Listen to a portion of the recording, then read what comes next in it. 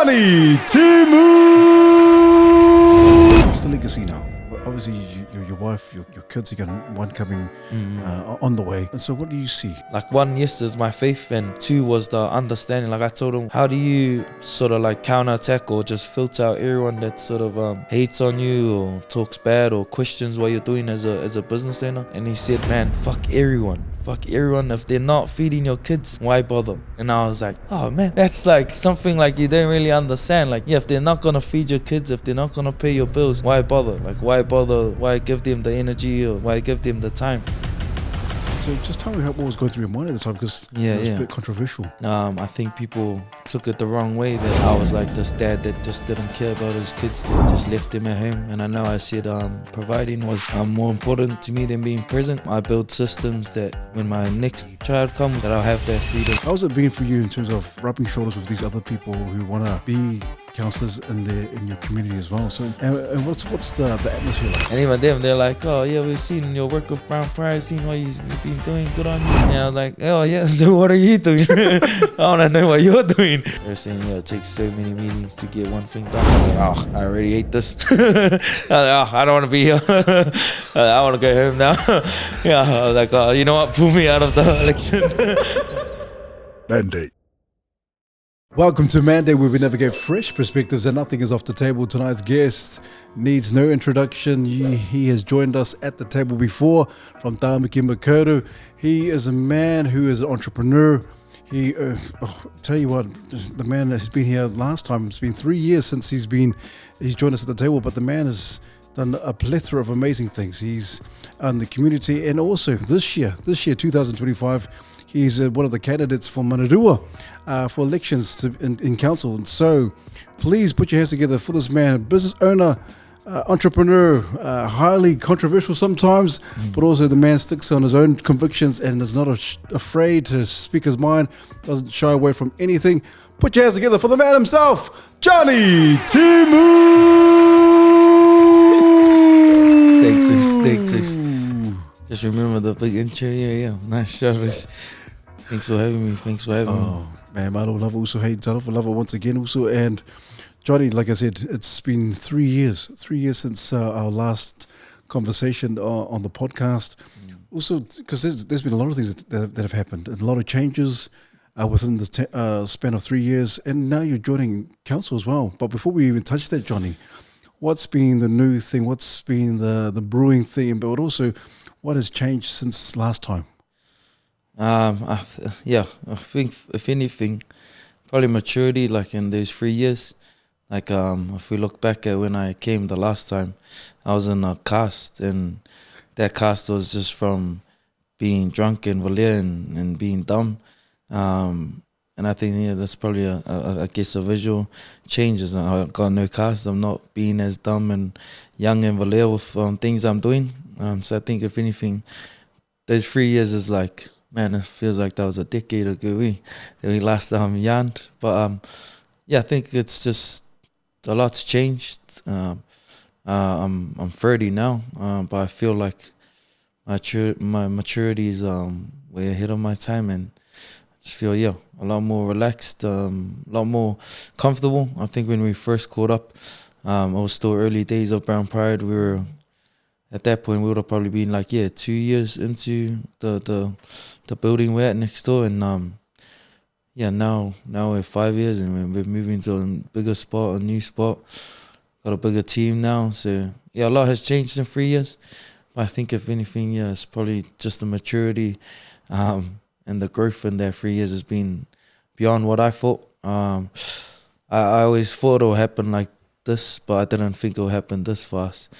And in that last podcast, I think that's what sort of sparked, I guess, comments flying my way. Was I was just like young and hungry to do things, and then when all that when I said I was gonna do things, now I look back, I've done that in the 3 years that we've been since we last caught up.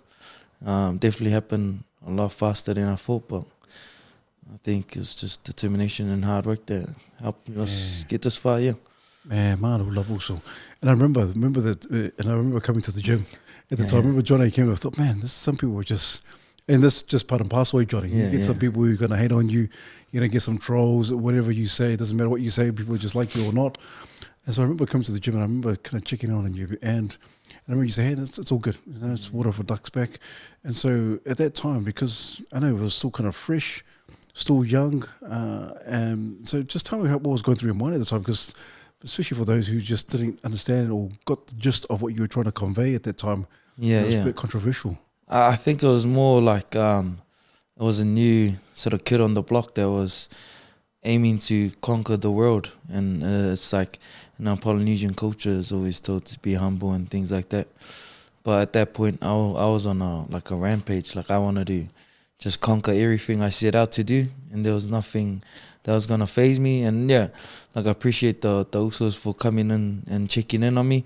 There's a lot of comments, just especially for somewhat being young and new to the public eye. Those Usos came and checked if I was all good, if I was getting phased by it, but I wasn't. I think I was too determined. There's a quote I heard just like the other day was in order for a conductor to master the orchestra, he has to turn his back against the crowd. And for me, that was a moment when I just had to carry on work and just ignore them. And it was there was things that other people thought was controversial. It was like the belief that I had in myself. And to someone that's not dreaming as big, there might be cockiness or ego. But for me, it was drive. It was just I was determined to make it. And if that phases someone, that's your fault. Yeah. yeah. No, I was so good. I was so good. Yeah, I think just I knew that was gonna happen. But yeah, it's just ensuring that I was all good and that I showed him like, okay, if you want to question my words, watch my actions. And I think if anything, I didn't need to explain to them. But yeah, if you look at the last 3 years, then yeah, let's see what your comments. go edit your comment on your YouTube, on the YouTube link. Yeah. But I tell you what, you're right. The people they question you or they question your character. They don't even know who you are. Uzo. Yeah. I think that's the saddest thing. They question your character and like, hey, bro, you don't even know who I am. You don't know what I've done so far. And I can see it. I can sense it straight away, Johnny. As we were chatting, I remember last time, 3 years ago. You know, you're still quite raw, and you were just full of energy. Let's do this. Look at you, man. You got this real calm demeanor, and bro, you're a businessman, man. You got you're an entrepreneur. You're a businessman. You're the co-founder, owner of Brown Pride, and so for those who kind of question, or those who kind of bit of shade on that comment that you shared. So what for you personally? What would you like to say, like in terms of who you are now as a young entrepreneur, business owner, and also as a father? Because you didn't have your daughter at that time. Yeah.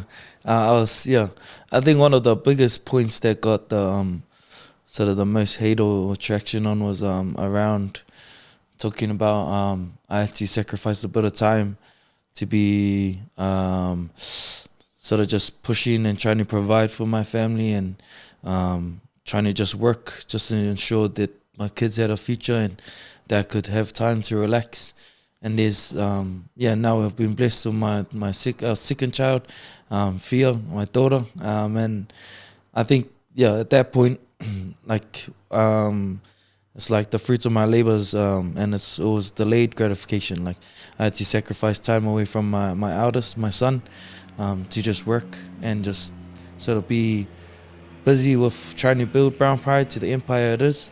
That now I get more time to relax, drop them off to school, pick them up if I need to, spend the weekends with them.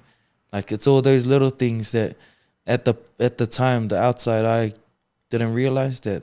Or I just had to do those hard yards of labor to build the foundation so I can be away with my kids. Or even though like I'm still busy, but there's a lot more chances for me or opportunities for me to just be like, oh, sweet, I'm taking the week off to chill with my kids or things like that. But at that point in time, it was like I was the one leading and I was the one working on the ground.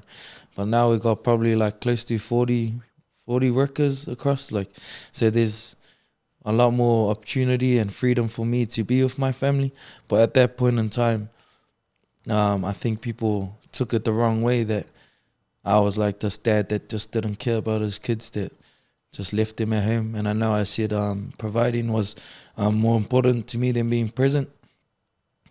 But like you said, like people don't know me, they took it from a little snippet or reel of a whole podcast. And what I was trying to articulate was that for this moment in my life, for this phase of my life as being a young dad with a young child, I just needed to ensure that I build systems that when my next child comes, which is now my daughter, that I'll have that freedom and that I don't have to just always be working and always things like, I reckon I got my third child on the way next year in Feb, due, so like I'm excited for that, and I know there'll be even more freedom when it comes to him or her, that the systems have built themselves and I can just sort of relax and kick back a bit. But yeah, it's all like, I think people took it like a grain of salt, that like that's what I was doing, but it's just, I guess like the Steve Harvey said, that God puts visions in your head that he wants you to bring to life. And I always had this vision that one day I'll be chilling with my kids and the team will just be calling me to check in with me and I can just be present as a dad. But to ensure those moments happen, I got to do the hard work first. Yeah. 100% agree also, and congratulations also. Your third child, man. Props to you. So you've been a busy man. Busy man. Been busy. Kia ora whanau and talofa lava. Hey, this is a quick announcement in terms of our sponsorship. Those who sponsored the Mandate podcast, AOKNZ. AOK stands for Acts of Kindness, and so props to them. And they are an organisation that travels up and down the country that deals with suicide prevention, intervention, and wellbeing training. And so if you want to be equipped and to be able to have these life supporting conversations, check them out. AOKNZ, Acts of Kindness. But also as well, because I love what you said. And it shows that you said maturity right from the get-go. It's maturity, and it is like I said, also your poise, and you articulate it very well in terms of, hey, this is why I said those things, or that statement. Also, you mentioned sacrifice, and the team has grown, and now because of all that sacrifice you have put in, the hustle, the hard work, and you talked about systems. Tell us, maybe if you can give us a bit of a glimpse in terms of what those sacrifices meant, but also what those sacrifices have done for you and thus far in terms of Brown Pride and the growth of Brown Pride. Yeah. I think in that the 3 years ago when we first caught up, man, I was me and the core team, like my best mates, that my co-founders of Brown Pride, we were like 4 a.m., 5 a.m., 6 a.m., 7 a.m. class, and then would be trying to run programs during the day. Then we had 4 p.m., 5 p.m., 6 p.m., 7 p.m., sometimes 8 p.m. classes. And then we're helping in the music studio. And it was like long days and nights. Now, I didn't take any class. I'm not coaching any class. I'm not the lead of any program. I'm just sort of overseeing and popping in and just making sure everything's all good. I've placed myself on Monday nights just because I still want to be grounded and connected to the members. And then on Saturdays, that's my only days I'm coaching. But back then, of the 30 or 40 classes that we ran, I was pretty much there for all of them with the boys and running that with the team. I think at that point as well, it was just myself, and I think T was the first one. T, my best mate.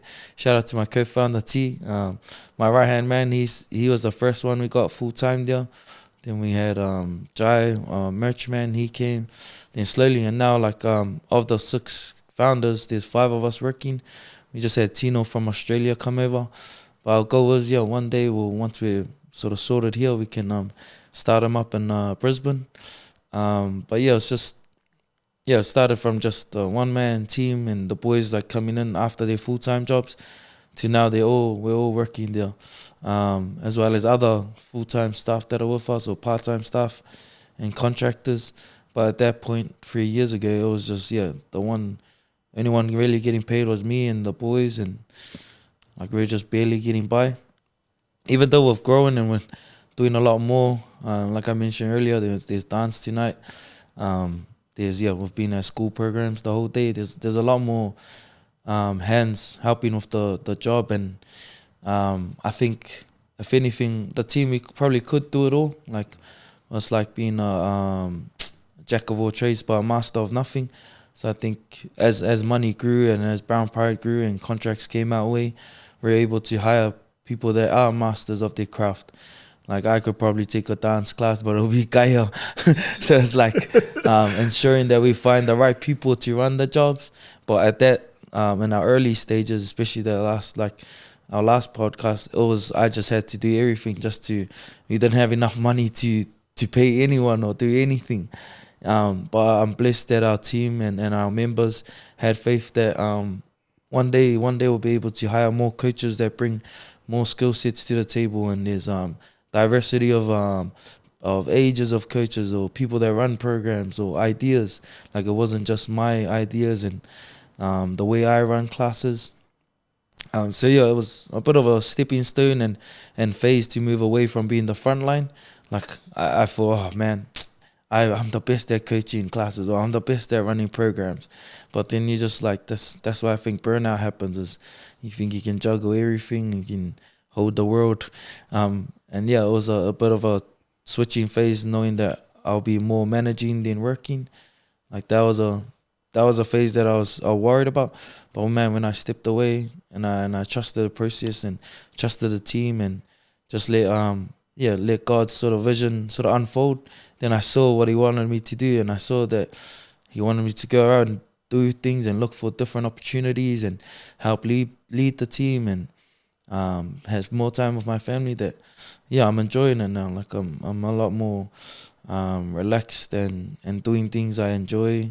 And instead of trying to force myself from being a coach to taking that hat off, and then being a program facilitator, taking that hat off, trying to run dance or music or things like that, it's more just, we got the right people in the right places and programs are flowing. Yeah. Man, Marlos. It was interesting, Johnny, because I mean, I tell you what, I'm really impressed. I'm really impressed from the last time. I'm sitting here and like, man, I'm actually talking to you. You're the founder, co-founder, and the owner of Brown Pride, and you wear with pride, Johnny. And you mentioned that quote, jack of all trades but a master of none. What's the end of that? Do you know the end of that one? Or they say jack of all trades but master of none, but still better than a master of one. You know a lot. You know a lot more than just having that one. And so, bro, the vision you've had, you and your mates, and love it. You said having the right team, the right people. It's so true. I 100% believe it and agree, Johnny. You need to have the right people, the right team that believe in the vision, carry the vision with you, and just go and just do it. You mentioned systems. Why is systems important also? From your words, because people probably think, oh, Johnny said systems. Why do I need to have specific systems to grow a business or to be well established as a business? Tell us, why do you need systems? Yeah, I think I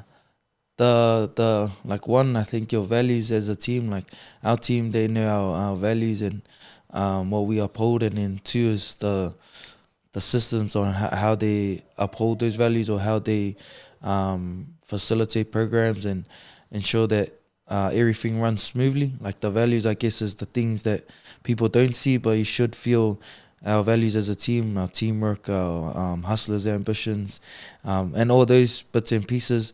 But that's ran through a system. So it's like it's putting everything into autopilot somewhat. Like I knew there'll come a time when I can step away. But in order to step away, everyone needs to know, okay, what's the procedure for this? What do we do here? How should this look? I think it's somewhat like a overview of the brand on.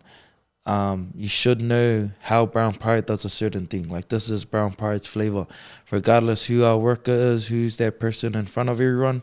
The feel you get, or the system you roll through, or the procedures should feel somewhat identical to everyone in that team. I think if there's no systems, there's no chance for you to step away. You have to be there, sort of just bird eye viewing and ensuring everything's going to flow. But with systems, like you can step away, have the freedom to family and things like that. And say if I was to die tonight, like the team already know this is the systems, this is this is our goal, this is the mission of Brown Pride. I said it last time as well, like I think I said it, like in the young day, like when I was starting Brown Pride, the goal was always around ensuring that if I was to die, everyone knows what to do. Everyone lives and breathes the mission. Everyone understands what our values are. Everyone knows what Brown Pride's goals are. So like there is no fear for me. Like it's my partner hates when I say it, but I have no fear of dying because I know we've built systems.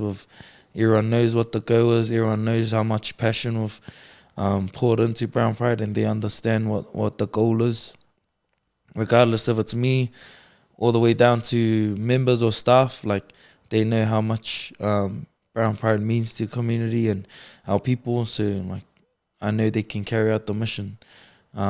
Probably not the same way I would, but I know they know what to do. Yeah, that's good. Good answer. Also, obviously in systems, operations, and so forth. And you wanted to be established. So you wanted the next person who steps up is able to kind of continue the great work, or even take it to a whole new level. Johnny. Yeah.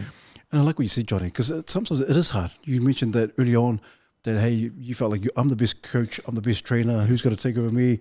You know, and it is, because sometimes it can be. I can imagine it'd be very hard, Johnny, especially when this is your baby. Like, hey, this is my baby. If I give it to someone else and they don't do a good job, like, bro, I don't like it when people don't do a good job of because it's established Brown Pride. And so, and like I said, you take pride in the work that you've done already in the establishment of Brown Pride. How has it been for you? Because you said now, like, okay, I don't have to be there. I can go home, relax with the family and my wife and the kids. But how was it? How was it? How hard was it? Hard, or was it like? Was it kind of gradually like, okay, I can give it now because they know exactly what I want in terms of the whole training or programs or whatever it is.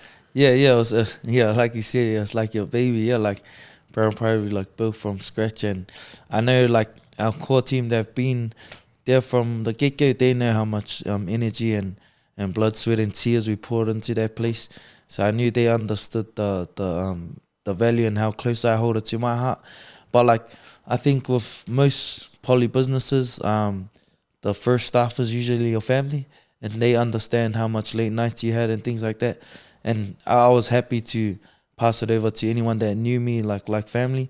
But it was like once we started inviting like strangers that I now call family, like people that weren't related to us or people that we've met in the few years of knowing them, there was always that fear. But as growing up now, I think I understand that it's not how long you've known someone, but the value that they bring to you. Like there's some people that I've just met like recently with Brown Pride, but their values align with me, their goals and their drive align with me more than people that I've known since I was a little kid. And those, there's that, oh man, you're changes, you're not hanging around with us anymore. But man, that's again like it's like that saying to a finger says, if you sleep in the garage, it doesn't make you a car. Same thing, if you're my friend, it doesn't mean like I'll do anything for you or I'll move the world for you. Like the sort of the length of or how many years I've known you doesn't determine how much of a value of a friend you are. Yes, it means that we've been friends for years, but that doesn't mean you bring anything to the table. Like I really don't do the whole socializing buzz anymore. Like I do like catch up with the boys, have a couple of beers and have a good laugh and just sort of get away from the world. But I've noticed now like time is probably the most important thing, so ensuring that I look after my time. But yeah, like we've been opening our circle of Brown Pride. Like I know even my core boys, they've known me, they've known how much effort we've put to build this place, build Brown Pride, and I know they're like on my side. Like, are you sure about this? I know even though they don't deliberately say it, I know like they're thinking, man, are we sure about opening our circle to more people?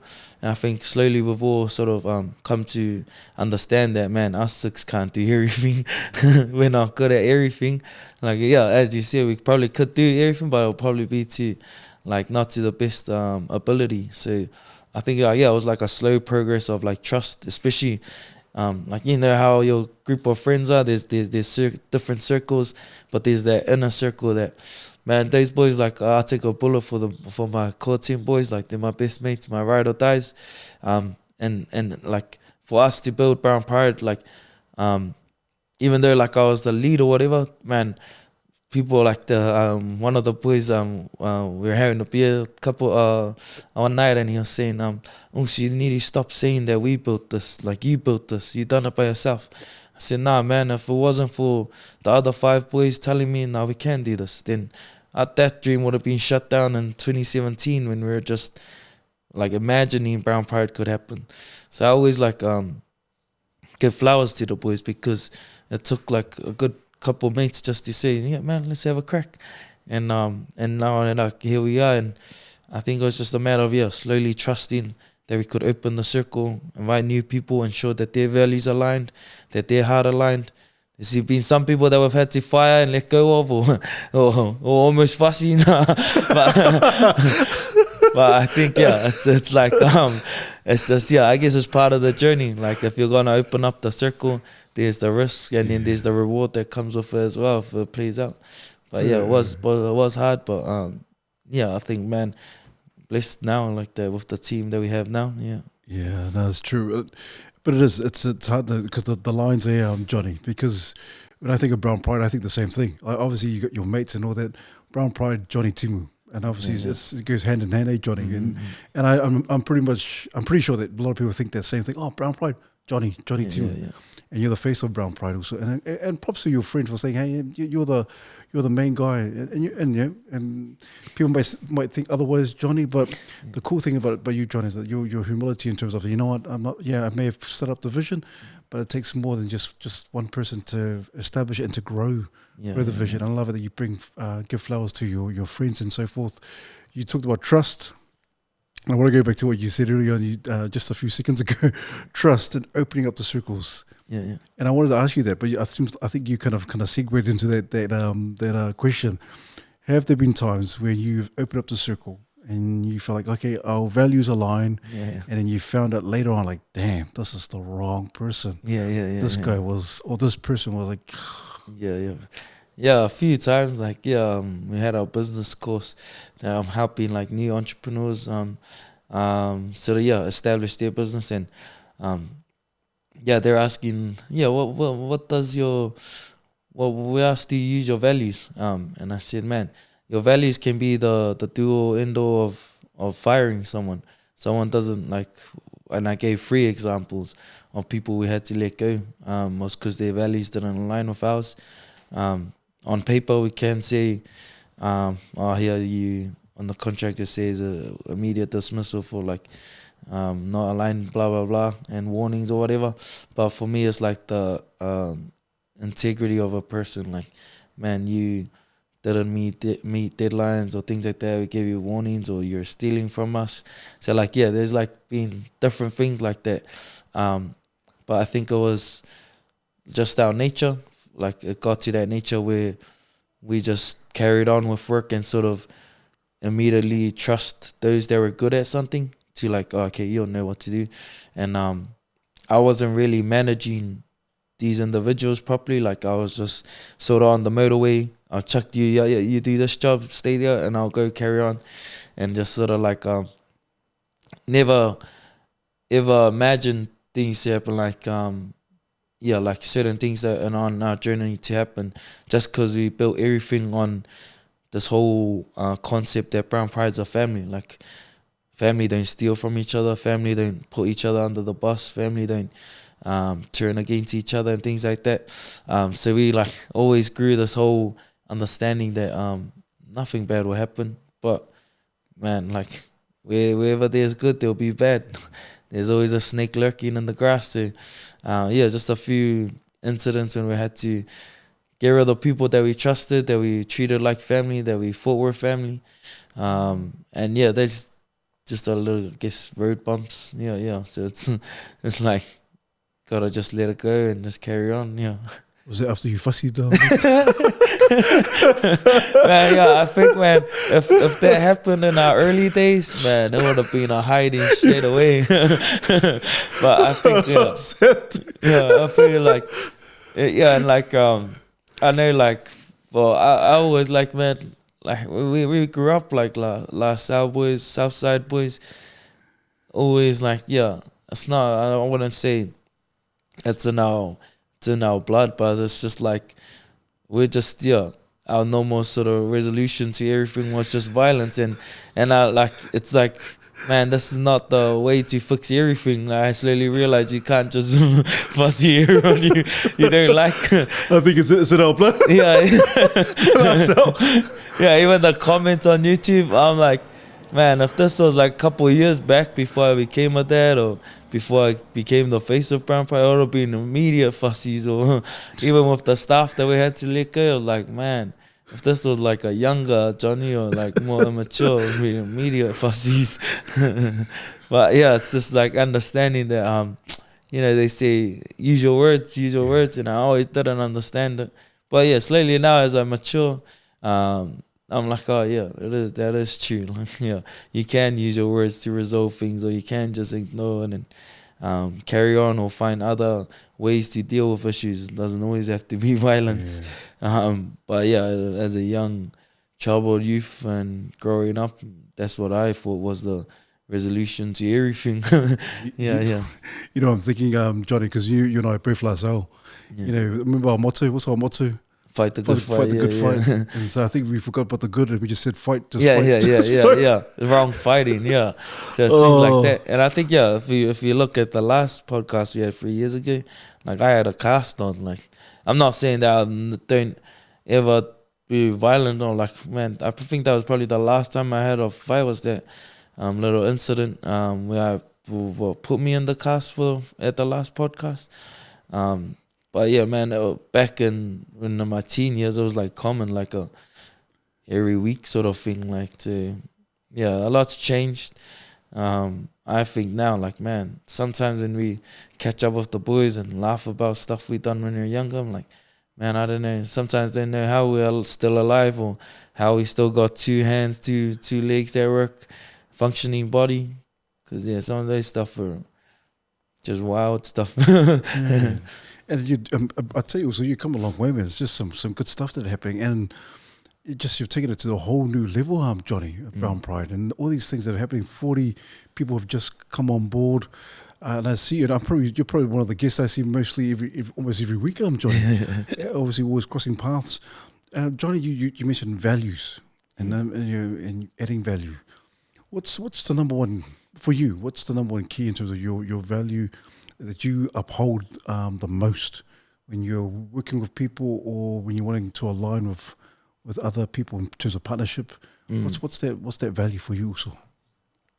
Man, I was watching a conversation with someone, as in they were saying respect, and that's probably common. That's probably what most people sort of they first go to.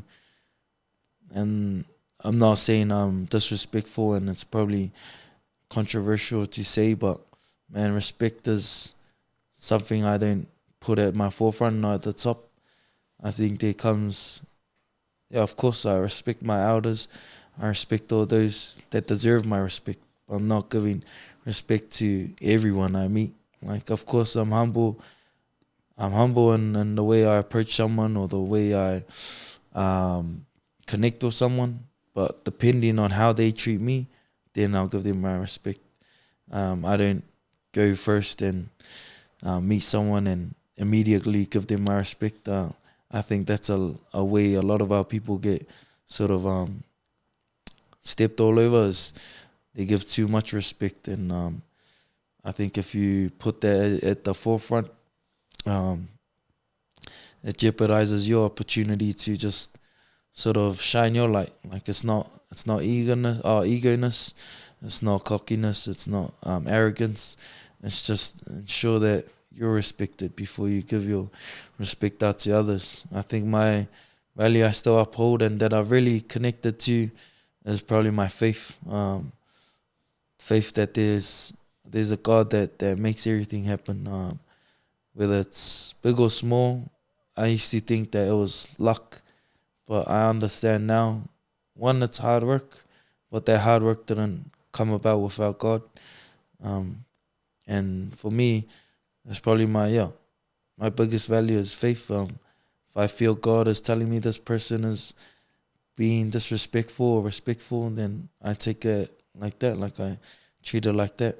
My faith is, my main value. I felt like there was a phase in my life where I thought this was like Johnny's show. This is, and that probably that podcast we last had, like for me, I think around that time I thought this was Johnny's show, this was Brown Pride's show.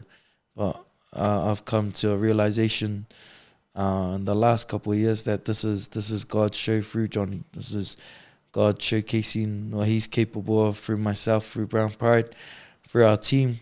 And doesn't mean that we're perfect people, but it means that God's plan is perfect, and whatever He gets me to do and stuff, I'll just do it. And that's not Johnny doing it, that's just God using me as a vehicle. And man, if you asked me 3 years ago what my biggest value will probably be at that point probably integrity or loyalty, like loyalty to the plan or what we envision. But now that I reflect, it's more so faith. Faith is my sort of key value, and I don't need to go out and be at church every Sunday or be sharing scriptures or singing hallelujah in the streets and stuff. Like, I let my work show my faith, and I don't need to always say, the speeches they always say, firstly, glory to God. I'll say that from my heart. I don't have to, claim it in front of everyone. I say that to myself in my heart, and in the morning when I pray, and nighttime when I pray. That's just a conversation between me and God, but that's probably my biggest faith. And I think, if anything, the last 3 years has really sort of skyrocketed because I was closer to my faith. I trusted that regardless of what we faced as a team, that God will guide whatever decision I made as the leader, and whatever happens, and as part of God's plan. And there's nothing I fear now. Walking with God is, I think we're ready for any action, any sort of thing that's put in front of us. So I think, for me, and I never thought I'll ever say that my biggest value, is my faith. Jeez. I'll tell you what, also that's very interesting. I wasn't thinking that, Johnny, because you're right. A lot of people think, when they think about the values, is integrity, honesty, and then and also just being able to do things and just being reliable, all that kind of stuff. The values, bro. I wasn't even thinking about faith, and I like what you said, how you put it, Johnny. In terms of faith, and obviously it takes a lot of faith to do what you do, eh? Yeah. Some people just think it's just like, it's just going to happen, just hard work, and it's just going to all pan out and so forth. But you saying that your faith has really tested you, and it's not easy also. Sometimes you're walking towards the goal, and it's like the vision is like, oh my gosh, it's blurred. You have no idea. It's like, what am I doing? And sometimes it doesn't make sense, eh, Johnny? What am I doing? But it seems like your faith always it trumps all the other obstacles. I loved it. I loved it also, man. That's so cool that your faith is key component to your success. And it's like, it's not to say we're angels and things like that, man. And at the end of the day, we're still like guys. We're still like, we're just still boys from Southside, and we still do dumb stuff and get up to mischief, or not as much. No, we're still like learning and progress. And I think, like, if anything, Neron sort of gives outlines of what you're meant to look like, what you're meant to do, how you're meant to act, and or they'll like sort of Bible be and take scriptures from, this is how you're meant to act. I'm like, man, I want something from God. I want a letter from God that says I'm not meant to do this. So I think the only way to get those letters, or someone is to have your own conversation with God. And I think if others understand that faith doesn't have to be through Christianity, it's up to you. It's your life. Like, but you just have to understand that there's there's a bigger being than us. There's someone greater than us that can take away or give whatever he wants or whatever she wants or whatever. But understanding that, it's not all your show. It's something greater than us. I don't know, you might believe in science or whatever, but Scientology or something. yeah.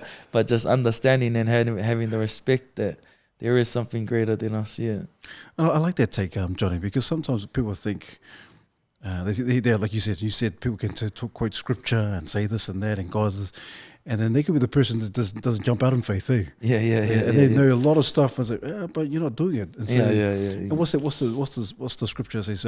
Faith without works is dead, eh? Yeah. And so it goes hand in hand again. Faith and work, you got to actually do it. Where there's a lot, and I'm not judging, but there's a lot of people say they took a lot of faith, took a good game, and took like scriptures, and then they go, oh, what are you doing? Where's your faith? And you really believe what you're saying? Then jump. But they're still in there. But your faith and you're actually doing it. I think that's the key component, because you believe in it. You believe in what God has called you to do, and you actually do it. As opposed to someone who's like, oh, I know this is about the Bible, this is about God, and your feet are still planted wherever it is. Still stagnant. Stagnant. So I get that. I agree wholeheartedly. Also, you mentioned early on, you guys are now moving into a new premise. So tell us the whole shift there and why. Obviously, because you're increasing, you're growing.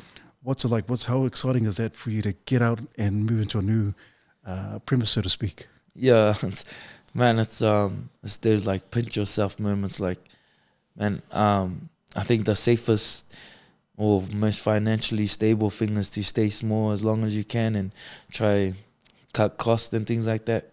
But man, like you say, like when your key value is faith. Like I have faith that God will provide no matter how big or how small we go.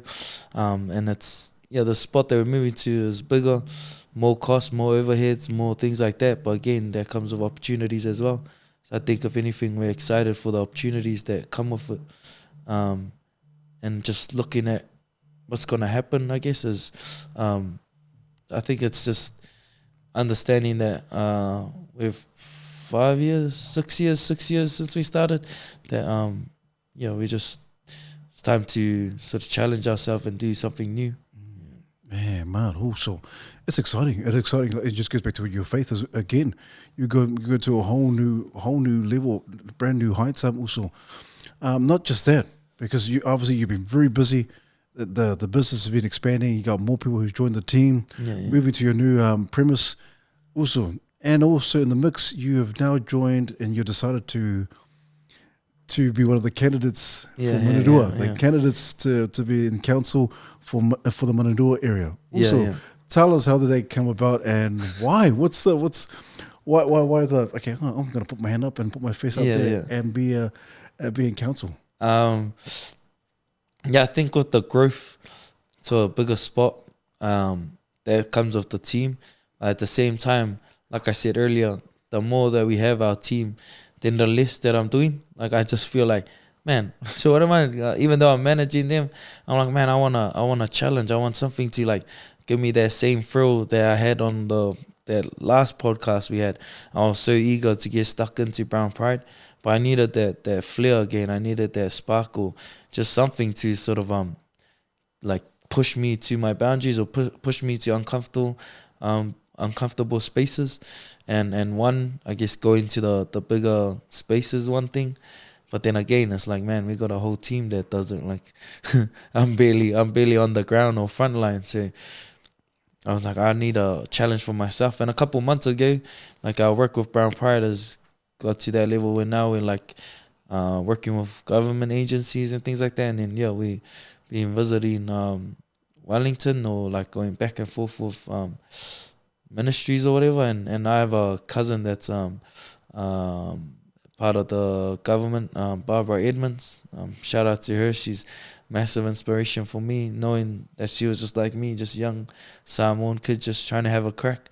And I'm not for all the politics and policies and all those things, but I'm for the people. And I remember she told me there's gonna be a certain level that your Brown Pride grassroots community work will come to its like hit the roof type buzz, and then you're gonna have to move into a new space where you can make systematic change and change within governance level.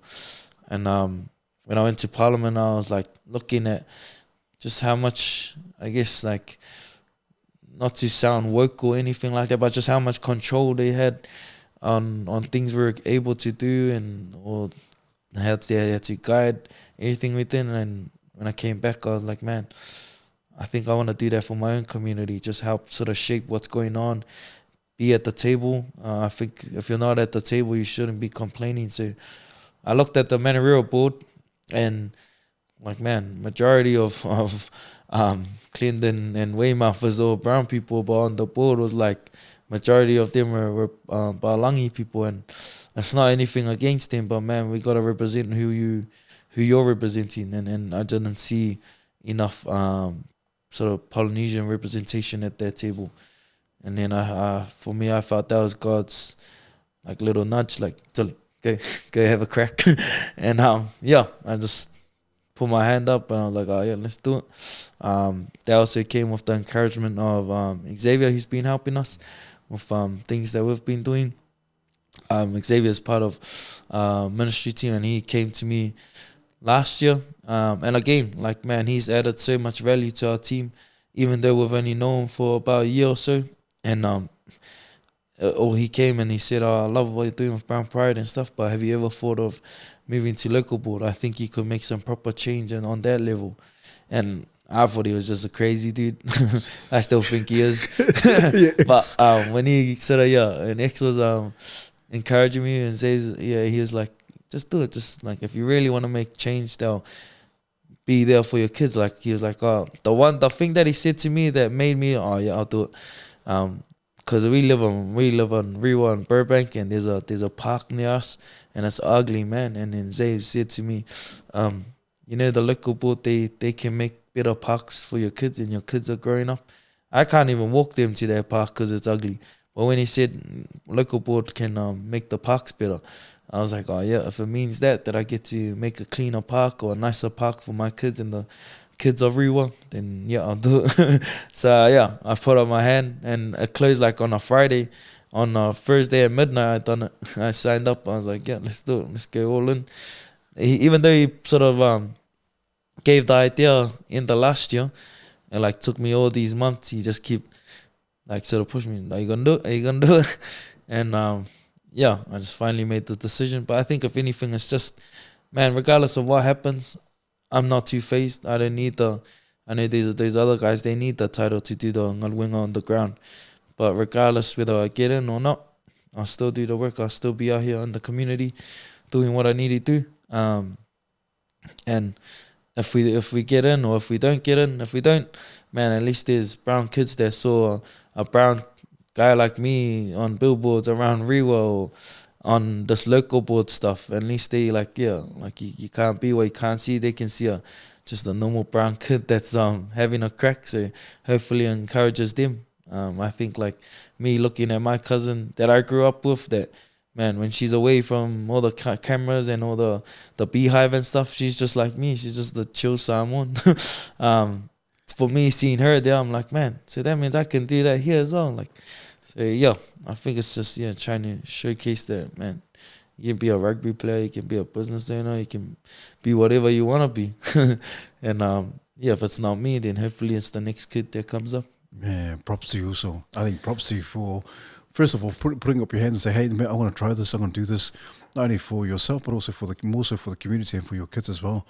But also at the same token also, you were at a debate, obviously you're gonna be out there in the public eye, people are gonna see you, you're gonna have to do these speeches and so forth, and also these campaigns. Yeah.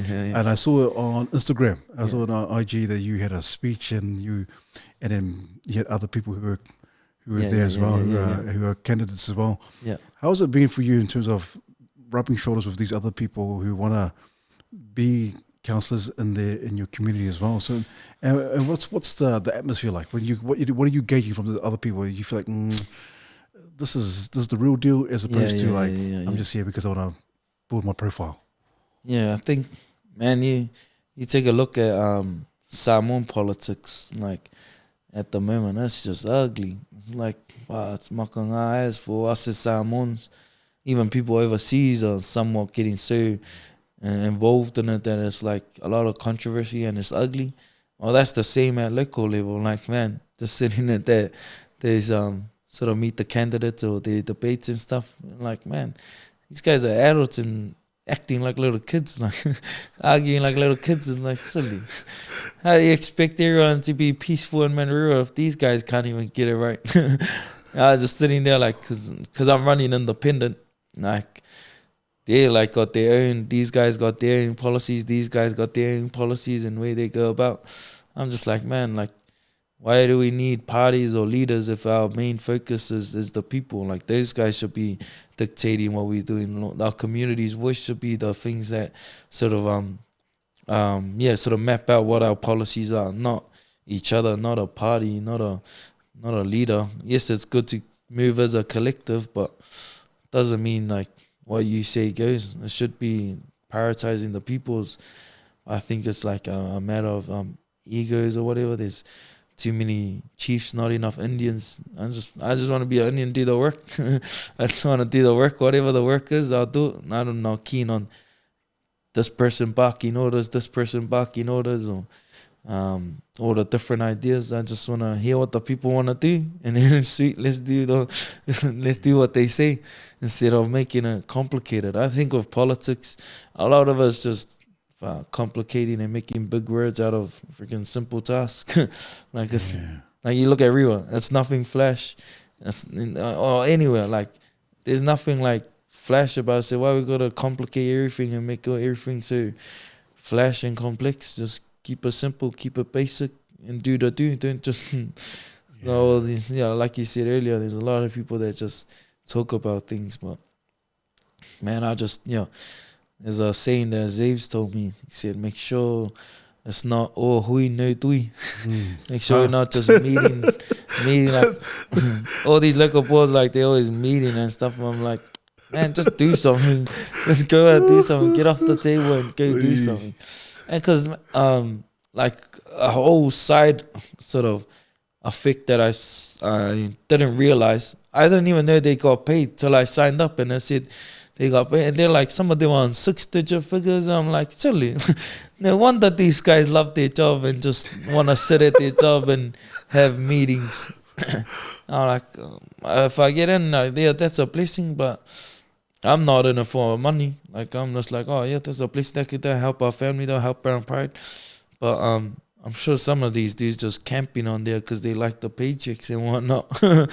But yeah, I'm just like, oh, silly. I thought this whole time it was like voluntary and you get like some kohas for showing up. But now it sort of makes sense. It's like, oh, okay, you like it because you're getting paid, eh? Nice, yeah. Wait, man, oh, Johnny. Hey, Johnny. We're getting a bit controversial. Yeah, all those, they do the work. Like I guess they deserve it if they sort of mapping out what the community is up to. Of course, they deserve to get paid, but man, make sure that you're getting your money's worth. Like that's taxpayers' money, so make sure you're putting them to work. Even if I go in, man, make sure you keep me accountable, chase me up, because man, I'm using the taxpayers' money, so might as well. Like our duty is to the people. So yeah, exactly. So, and then some of those guys that are in like a board, I've lived in Rewa since I was 5 or 4, and that was the first time I've seen some of these guys. I'm like, oh, gee, so you're the Rewa local board. Nice to meet you. First time I've ever seen you. Yeah, so I was like, oh, it's like, oh, okay, yeah, and even them, they're like, oh yeah, we've seen your work with Brown Pride, seen what you've been doing, good on you. Yeah, I was like, oh yeah, so what are you doing? I want to know what you're doing. You're the one getting paid, like from the taxpayers' money and from all of us in the community. So what are you doing? Yeah. Well, Johnny, I think what you're saying is absolutely right. When you jump into council, that you represent the people, so you work for the people, and so and I can only just from my own point of view, is like you're right. If there are people out there who want to get into obviously politics or council, and they're representing a specific community, they got to be doing the work. They Yeah, have to be doing the work. Otherwise, like you said, some people took a good game also. They took a good game. They're eloquent. They speak well. And when the tires meet the road, man, that's the proof of the pudding. The proof of the pudding is you've already done the work. People know you, so they know you do work in the community, the schools, you're out in the public, and people know Brown Pride. But it's a shame that if it goes down to the wire and you get people who represent your community, like, oh, I don't even see these guys. I didn't. What happens afterwards? Yeah. And so I like what you said. I think that's quite funny you said that, because Matua, when he says that, a lot of hui, but not enough tui. And so it's true. So because you were in the thick of it, you were at a debate last night also. How was it for you? What's the glimpse? What's the kind of feel when you're in the midst of these people in terms of, man, this is for the people, or is it just like you said, oh man, some people just getting paid? Yeah. I think there's sort of elements of it that directly affect, or most of it will directly affect the people. But I just don't like how slow it is. Like with Brown Pride, that's money that we've generated. So it's like, when we want to do something, we'll do it. But with local board, man, there's so many like people you have to go through, like freaking ticks you have to get in order to do one thing. So that was my headache when I got to those spaces and sort of heard how their procedures or systems go. I was like, fuck, they're saying, it takes so many meetings to get one thing done. I was like, I already hate this. I was like, I don't want to be here. I want to go home now. I was like, you know what, pull me out of the election. I thought like it might be like, just go and then, say, sweet. But like I said, like it's too many chiefs, like, a local board, I think it's 8 people for Rewa. So that's 8 people that have to say yes or have to, go with the majority. I'm like, oh man, that's a headache. Whereas Brown Pride, because all our values align and all that, like it's just an easy yes. Whereas the different parties, their values don't align, and the different candidates, their values don't align. So it's like 8 different fear chiefs, and then it's going all over the show. It takes months to do a certain thing. Whereas Brown Pride, the team, it's not like dictatorship from myself as the lead, but most of our team, like, they know what the vision is, they know our values, and they're all aligned. So it's easy. Sweet, let's do it tomorrow. Or, sweet, let's do it in the next hour. Whereas over here, with the whole politics stuff, it's like, sweet, we'll do that in the next, that's our 3-year plan. That's our 5-year plan. I say, I just want a 5-minute plan. I just want to know what we're doing, and let's go do it. I don't like this whole beating around the bush and going through all the loopholes. I just want to get the job done type buzz. So I don't know, like, man, if anyone's watching, that's my honest truth. Like, I'd love to be in local board to make a effect, but man, I just don't like the whole the slow movement of it. That's why, lucky if I did get in, like if I need something to be done in the community fast, I'll just use Brown Pride. If it's something systematic change that will take a while, then I'll use local board. But regardless, like, both will be involved in community. Just one will be faster than the other. I guess one will be more longevity. It's like a long game, like delayed gratification with local board movement. With Brown Pride, man, when we say we're going to do something, like things that I said on their podcast 3 years ago that we're going to do, we've done it. Whereas if I was saying that on behalf of local board, it would be like, yes, it's part of our 5-year plan, our 10-year annual plan. Like, I used to say, like with Brown Pride, we can do it straight away. Yeah. With politics and with local board, that I noticed is like, takes a couple of months, couple of years. Probably be dead by then. By the time a new park comes for my kids, probably be long gone. But I guess if you're not at the table, you won't ever say anyways. Yeah, and I'm glad you're representing not only your community but also our people as well at the table. And it makes you wonder, Johnny, those long-term plans, 3 years, or 7 months, 5 years. How many of those people who've been in board for years, or been re-elected or trying to be elected?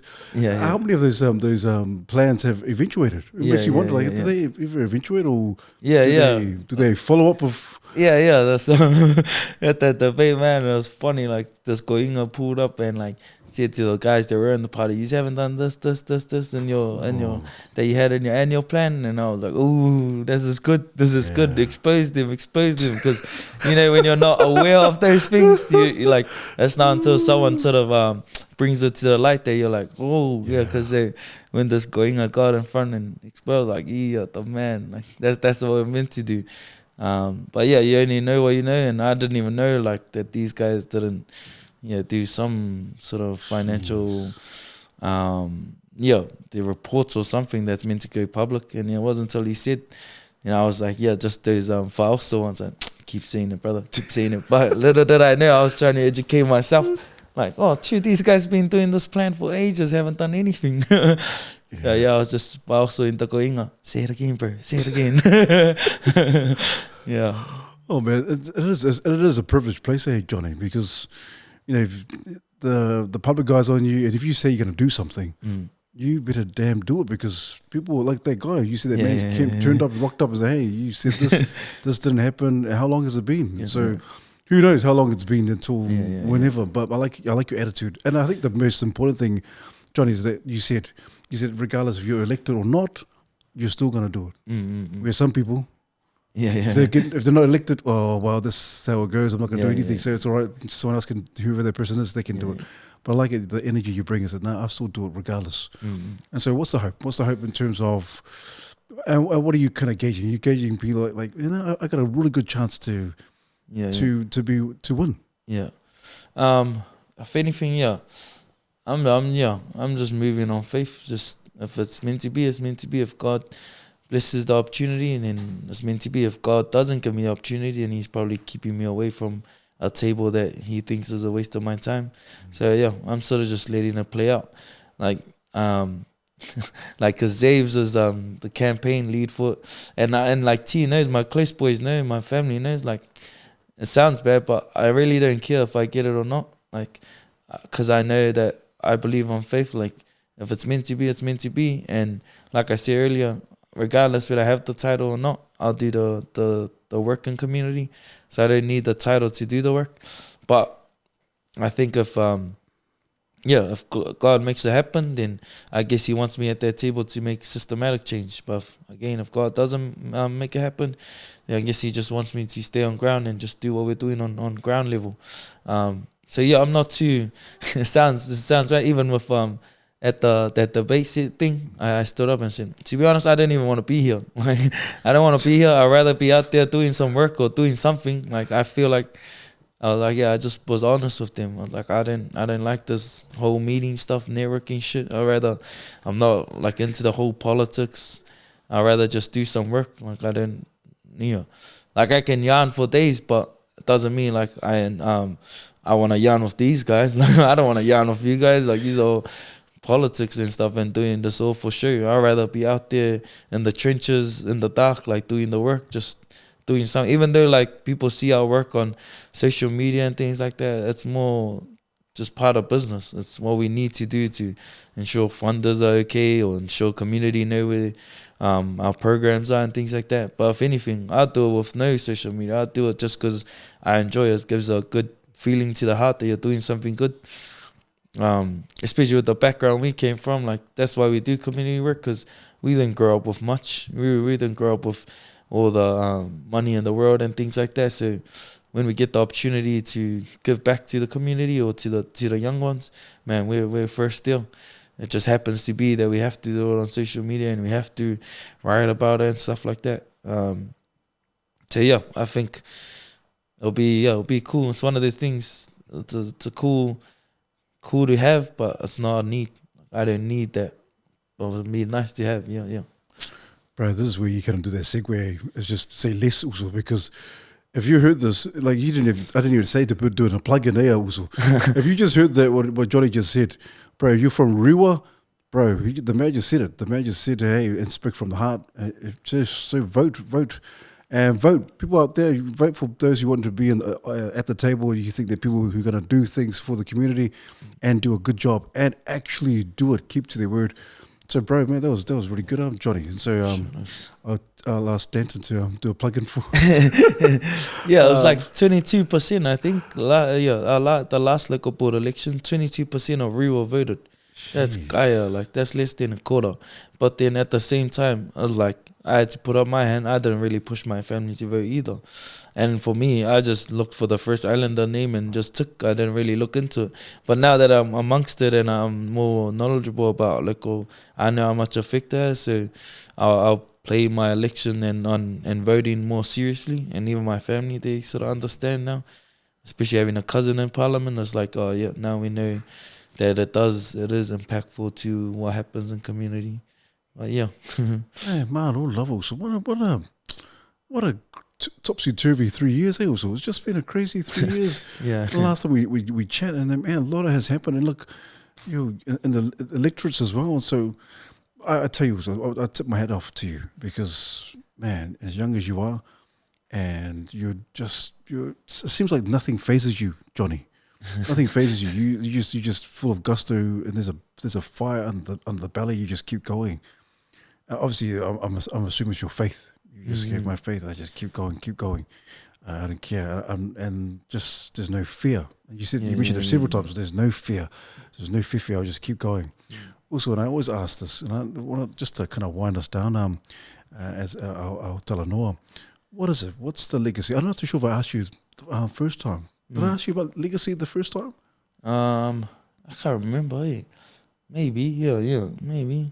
Or maybe I can ask you just to recap. Because your legacy may have changed. Since then. Also, what's the legacy now? Obviously, your wife, your kids, you got one coming on the way. And so, what do you see? Not only it may not be brown pride, it may not be family, but what do you want to be remembered for when your time has come, when it's over and done with? In terms of Johnnie Timu, what's the legacy that you want to leave behind? I think just on definitely the walking by faith and not having fear. That's like going back to how you said the way that we move now is definitely that. It's like there's no fear, and like not long after that podcast, this is sort of different to Christian, but after that podcast that went out, then one of our members, Ice, was at Duvalve, and he bumped into Orion, and Ice was wearing a brown pride jumper, and so Orion's my business mentor now. But if you know Orion, if you know, he's one of the best hustlers around South Auckland, just another Polynesian brother just having a crack and doing amazing things. He manages Uskang and a couple of the Polynesian content creators and stuff, as well as like juggling all his businesses, as well as being a dad. So he bumped into Ice at Duvalve and said, "Oh, I like your brown pride jumper. I watched the podcast on Monday with the owner of that," and Ice was like, "Oh yeah, he's my good mate, J-Boy," and they just started yarning, and this is two guys in the spa at Duvalve. If you imagine that, this seems wrong. But they started, These two started yarning, and then Orion asked Ice to connect us. So I connected with Orion, and he was like, "Man, I really resembled with your podcast and the way you carry yourself and your like relentless attitude and stuff." So, and we aligned. Like he was same buzz as me. Like it seems rude for I guess Samoans to say that, man, we only give respect to those that respect us, and that was his attitude as well. And then we just clicked, and man, he's been a good business mentor for myself. Like we've had a lot of business mentors along our journey, and people that have helped us, definitely supported us. But Ryan was just one person I really clicked with, just the way his attitude was fearless as well, and he's like us. Like I couldn't find a business mentor that's juggling different entities, and he was doing the same, and he was like sort of like balancing everything, and as well as trying to be a good dad, and that's what I wanted to be. But one thing that gave me sort of that spark as well was like one, yes, is my faith, and then two was the understanding. Like I told him, well, how do you sort of like counterattack or just filter out everyone that sort of hates on you or talks bad or questions what you're doing as a business owner? And he said something that's simple but was like, I clicked. He was like, man, fuck everyone. fuck everyone. If they're not feeding your kids, why bother? And I was like, oh man, that's like something like you don't really understand. Like, yeah, if they're not gonna feed your kids, if they're not gonna pay your bills, why bother? Like, why bother? Why give them the energy, or why give them the time? And that's something that I've always held close to me was, even though I told my mom, like, yeah, that's what I told them to, I think, yeah, someone in front of my mom, she said, why are you saying fuck everyone? I said, nah, it's a like mentality thing of like, man, just block out everyone, like focus on what sort of moves the needle in business and your family. And I think once you can do that, then you can build your legacy. And if we move to your question around the legacy I want to leave is, I want to be able to provide for my family, but at the same time, I want to be able to build a community where my kids can grow and they flourish and they're proud of being brown and they're proud of South Auckland.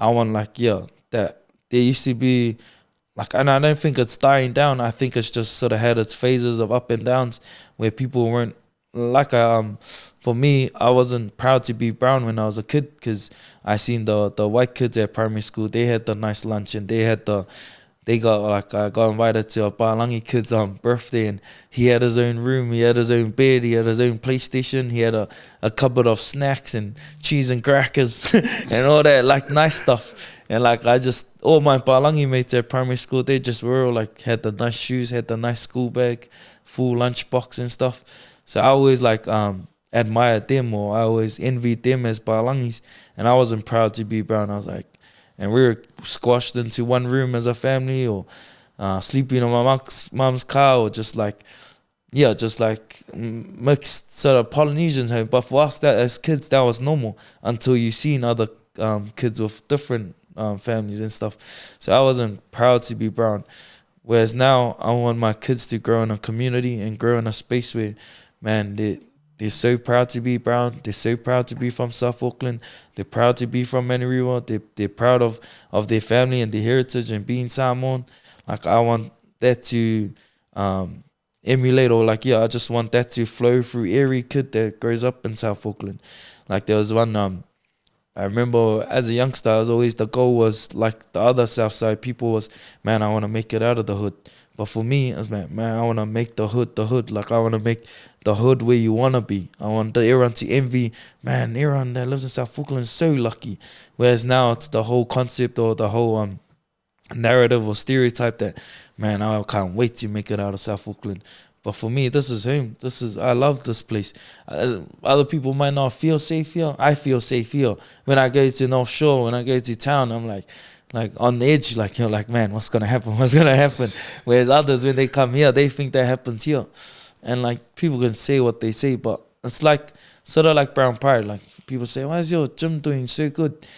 It's hard to explain until you're there. There's a feeling you get. There's a aura that's there. There's a mana in the room. There's that feel of ainga, and I think that's sort of like South Auckland. I want brown pride to be a mirror or a small version, or look the same as South Auckland, how I want South Auckland to. I want it to feel like it's somewhere to be proud of. I want it to feel like you want to raise your kids and you want to move here. If you're from outside of South Auckland, you're the goal is, instead of Beverly Hills, it's South Auckland. I want to live in South Auckland. That's sort of the legacy I want to build, is where everyone is so proud to be brown, or whatever color you are, whether you're white, yellow, purple, I don't care. I want everyone just to be proud of who they are and where they come from. And I hope that it's South Auckland. That's my goal. It's not to say I don't care about all the other spaces. I care about South Auckland because I'm born and raised here. Hopefully they see the pride I have in my community and in my people and in my skin, that they do the same, whether it's some kid in South Auckland or in West Auckland, some kid in Brisbane, some kid in America. I hope that they feel we've embraced our culture, we've empowered our culture, and that they can do the same. That's the legacy I want to leave. I don't know if that answers the question. Bro, harder also. You know what, did you catch that, Johnny? Obviously it's on film, but also did you catch the change in the energy also? I just asked you that question, and bro, the passion that came up because you're talking about South Auckland, your kids and so forth, and I tell you also, I just caught a glimpse of why there's a fire in your belly. You know, obviously, it would have been hard times growing up and so forth, and there's a fire to keep pushing, but also to be successful, and also to give back not only to your family, your ainga, but also to your community and your kids. And I appreciate that also.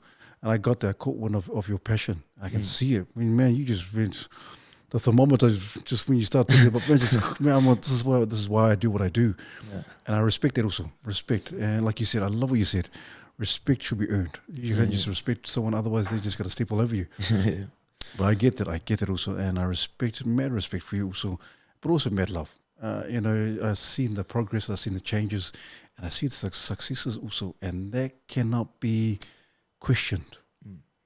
100%. They cannot be questioned in terms of what does Johnny do with Brown Pride, and you're doing it also. And I tell you what an absolute amazing talanoa. And I hope you had a good time sharing some of the snippets or the glimpses of the things that are happening in this day and age for you, in this time for you as well. And so mad props.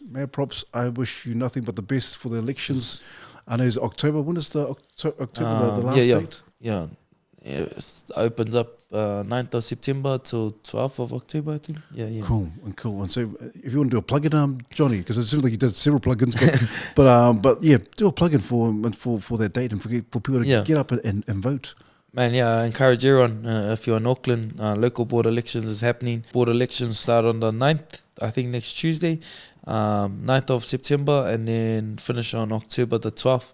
So highly encourage everyone to get out and vote, man. Like, I'm not going to say vote for me, like, even though that's probably what my campaign lead would tell me to say, but I think vote for anyone that you believe in, anyone that aligns with your values as an individual. Our Polynesian sort of people are the worst at voting.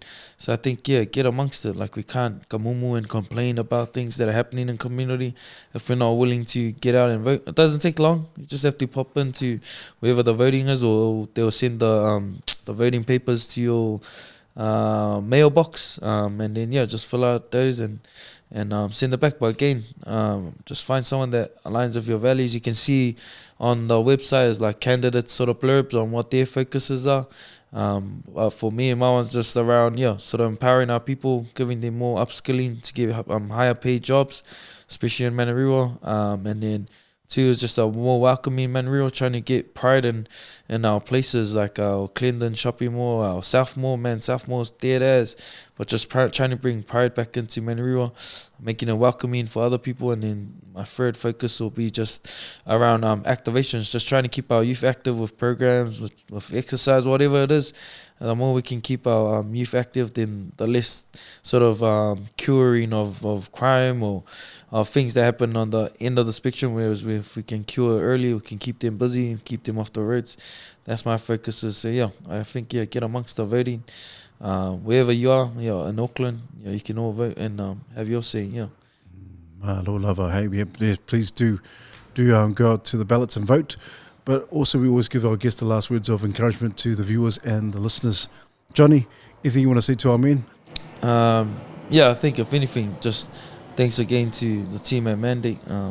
Thanks for having me, man. It's a journey, and those 3 years ago, no one was giving us a sort of opportunity or a platform to share my views or share the sort of plans or the magic that was happening at Brown Pride. But I appreciate the Mandate team for always welcoming us and giving us our first sort of platform, as well as opening Mandate space for us to utilize for our programs, our courses, our community work that we do. I think for our men, I think my biggest sort of thing is ensure that you're filling your own cup. Like, sometimes we leave ourselves for last, and like we give a really poor version of ourselves for everyone. Like, we give a rundown dad or a tired dad or a disconnected dad. Whereas, man, if we can fill our own cups, like, I'm not ashamed or embarrassed to say I see counseling now. Like, it's something that's helped me manage my emotions and things like that. And like, people laugh at, what's trauma and all that stuff. But those are just the flash words of just a broken man. Like, I think if anything, I encourage our men to just find safe havens, whether it's in your group of friends. Like, there's certain conversations you can have with your boys, then there's certain ones they might just laugh about and have a joke about. Then just need to ensure that you have avenues to go to when push comes to shove, and don't be embarrassed, because again, it makes you a better person. For me, I've been blessed that somewhat I've been looking after myself, whether it's exercise or seeing a counselor, that I can be a better boss, I can be a better dad, I can be a better son, and put the best foot forward for others. But I think that comes with sort of the putting yourself first, which isn't common for our men, especially our Polynesian men. We're just out there trying to provide. And if you asked me 3 years ago, I would have just said, man, just work. But 3 years later, I'm here on a different angle, just encouraging our men, look after yourself. Once you look after yourself, your work becomes easier, your family life becomes easier, and just prioritize yourself, and then it's easy to prioritize everyone else. And I think that's a space where I'm at now. I'm not run down and just pushed on motivation. I move on discipline, looking after myself, ensuring that I keep to my routines so that I can put my best foot forward for the team and for my kids and for my partner and my family. Don't move on motivation, move on discipline, look after yourself, and be disciplined on. Don't just say look after yourself and then tomorrow just go for one counseling session or go for a massage. Not those dodgy massages. Keep it every day, like every week. Try just put enough time for yourself, and you'll see a payoff. And just keep discipline to it. Don't just do the one-offs. Don't wait till you're about to get angry at the world. Just try chip away at it. Try keep on top of all your routines and discipline, and you should be all right. Yeah. My Lord lover, Johnny. I'm still stuck on the massage. We're going to try it as a time massage. Last out, we do all the other boys' schools, they do dodgy massage. Last out, we just do professional massage. Oh, man. Johnny, also, it's been an absolute pleasure. Once again, nothing but the best to you and the Brown Pride family, and also for the elections as well. So just pray nothing but the best. But also, once again, mad respect and love. Please don't forget to subscribe. Once again, the man himself, Johnnie Timu. Thanks, team. Band-Aid.